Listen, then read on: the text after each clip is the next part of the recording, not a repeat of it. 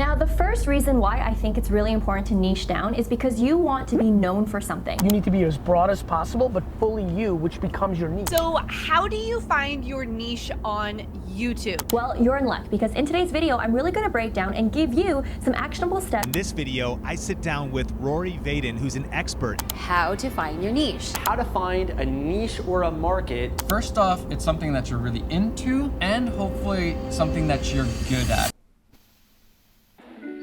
Okay, so let's just talk YouTubers. Since you're watching this video here on YouTube, you're most likely subscribed to someone or somebody. All those YouTubers have their own little niche. There could be a niche about filmmaking or photography, cooking, self-development, or whatever you can think of. They all have their own little niche they do. And here's my point. In such an oversaturated market, how could I possibly stand out and deliver something that's not already been delivered on the table? Like, some people tell me that in order to succeed on YouTube, you have to provide some sort of value to the platform.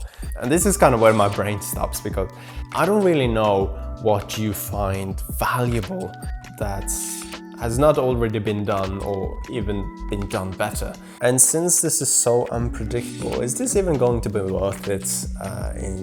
Because I know I have created videos for a while, and I know like the amount of work that requires to produce all of this sort of things, and just the thought of knowing that it's going to take like for ages to maybe reach to a certain point kind of make me question myself whether this is going to be worth this sort of YouTube journey.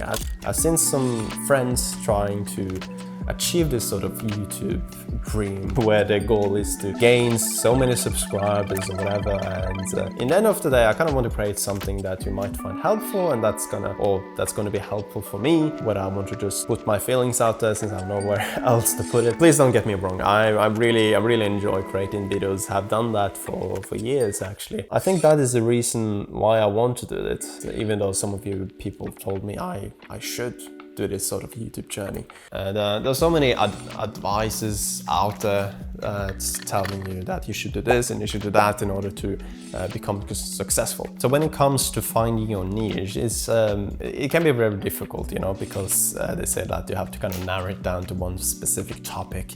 But what I really like about this video is that your niche is just to be yourself. It's just to be yourself, not trying to be anyone else. I remember some of my previous videos, I actually almost tried to be this extrovert, you know, type of person, even though I don't really feel like I am. I enjoy talking to people, I enjoy like being kind of active and spontaneous, but I'm not like this sort of that's just has so much energy in like a good example is Peter McKinnon. That's kind of type of person that would suit that role really well, and it's nothing wrong about him at all, because that's, you know, he suits that role so well because that's who he is. But for me, that's not a role that I can kind of see myself do at all.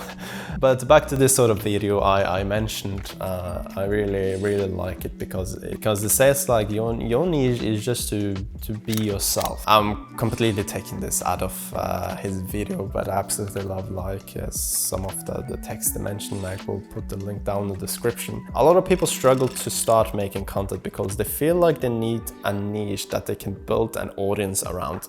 While having a niche to start in is a good idea, your niche doesn't have to be one topic. Your niche can be the collection of things you are interested in blending into your unique perspective. And it doesn't have to be just football or just music, but rather the crossroad between the two. So I think based on some of the advice I've kind of sort of got from YouTube or from people, and what I think I'm just gonna create the best content I can produce, and I'm going to create about whatever I feel like. And and after trying out the different things, I think I eventually will find my niche. Maybe I end up with one topic, or maybe I end up with several. Yeah, I think the beginning of this sort of journey might be to experiment certain things and see what sort of suits you the most. For my part, from where I stand, I really enjoy like creating stories, or like, you know, like people achieving the goals or whatever. That's sort of something I really enjoy creating. Not a lot of people kind of want to do it because they feel sort of the pressure of that, oh, now I really have to make it. But I don't really understand understand why that is such a bad thing, because it just gives you like a healthy pressure to try your very, very best to achieve what you wanted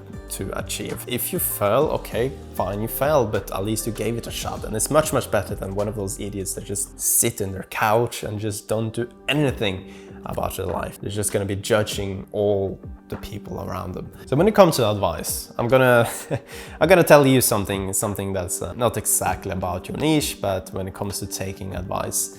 And it's probably something you know already, but I tell you anyways. So if you take advice from every single person you meet, you're not gonna get anywhere. It's just no matter what. They're all gonna say advice that's just gonna cross into each other. You just have to follow what you think is most beneficial to you.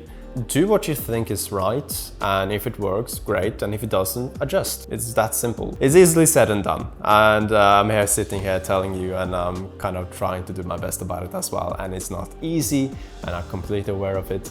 And this sort of journey is not easy at all. It's going to be quite challenged to do this sort of things. I'm not sure if vlogging like this is something I want to continue doing, but like I said, I will be experimenting a little bit and then eventually try to find my niche, hopefully in the future. Whether that's going to take weeks or months or years. I think honestly, by just having this sort of conversation to myself and to the camera, I almost answered my own question, you know?